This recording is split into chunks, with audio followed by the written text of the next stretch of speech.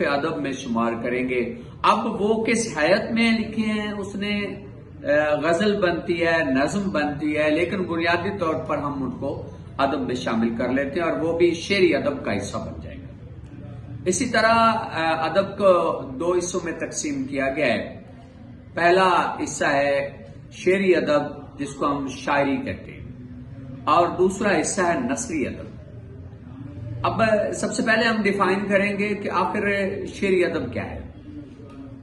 شعر عربی زبان کا لفظ ہے اور شعر شعور، حکمت، فہم، ادراک، دانائی کے معنوں میں استعمال ہوتا ہے، اور شاعر ایسے شخص کو کہا جاتا ہے جو شعور رکھنے والا ہو، جو حساس ذہن رکھنے والا ہو، جو درد دل رکھنے والا ہو، جس کا مطالعہ کائنات، جس کے تفقع سے بیان، جس کا وہ عام آدمیوں سے مختلف ہوتا ہے، اور خدا تعالیٰ نے جو اس کو ایک صلاحیت عام آدمی سے قطعی مختلف دی ہے، وہ محسوس کرنے کی صلاحیت ہے۔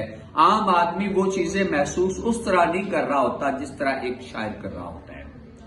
تو دوسرا حصہ ہم اس کو ادب کا نثری ادب کہتے ہیں، اور سب سے پہلے میں نثر کے معنی بتاؤں گا۔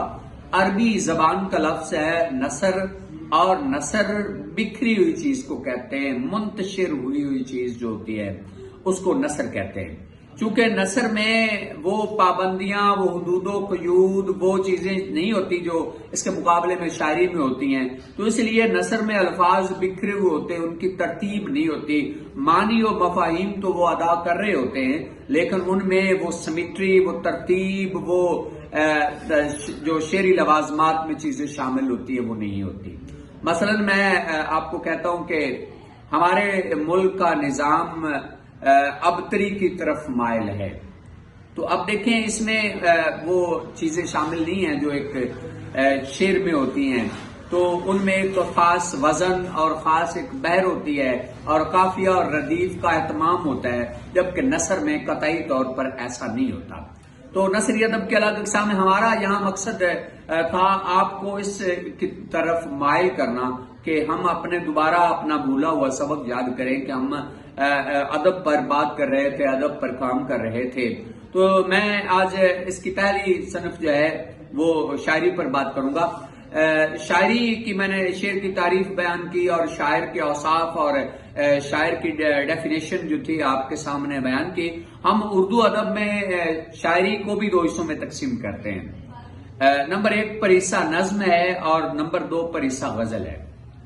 اب نظم کا لفظی مطلب ہے لڑی میں پرونا، لڑی میں پرونے کو نظم کہا جاتا ہے۔ ہم عام طور پر اردو میں اس کے قبیل کے لفظ، اس سے اشتقاق کر کے لفظ جیسے منظم کرنا، اپنے آپ کو منظم کرو، یعنی ایک لڑی میں لے کے آؤ، ترتیب میں لے کے آؤ، ایک خاص سیمیٹری میں لے کے آؤ کے مفہوم میں استعمال کرتے ہیں۔ آگے منظوم ادب جو ہے اس کی میں آپ کو الگ الگ اس کی وضاحتیں ایک ایک کر کے بیان کروں گا، تاکہ آپ کو پتہ چلے کہ اس میں منظوم ادب میں کون کون سی اقسام شامل ہیں۔